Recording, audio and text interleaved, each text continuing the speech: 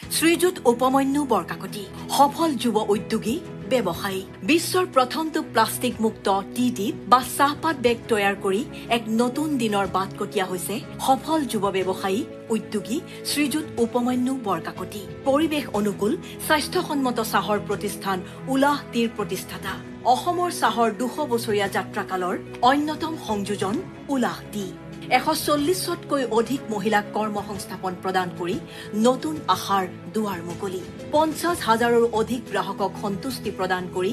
উলাহ টিয়ে চাহৰ বজাৰত এক নতুন ধাৰাৰ প্ৰৱৰ্তক ট্ৰেণ্ড সেটাৰ ৰূপে পৰিগণিত হৈছে চাহ উদ্যোগৰ প্ৰগতিত অন্য মাত্ৰা প্ৰদান কৰা উলাহ টিৰ জনপ্ৰিয়তা আৰু সফলতাই ভৱিষ্যত প্ৰজন্মৰ বাবে মুকলি কৰিছে উদ্ভাৱনী সম্ভাৱনীয়তাৰ নতুন দুৱাৰ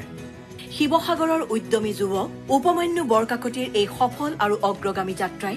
নতুন পুৰুষলৈ আনিছে নতুন প্ৰত্যাশা তেখেতৰ যাত্ৰা অধিক দুৰ্নিবাৰ হোৱাৰ কামনাৰে ৰাজ্য চৰকাৰে তেখেতক অসম গৌৰৱ সন্মানেৰে বিভূষিত কৰিছে আপোনাক এই সন্মান যাচি আমি পৰম আনন্দিত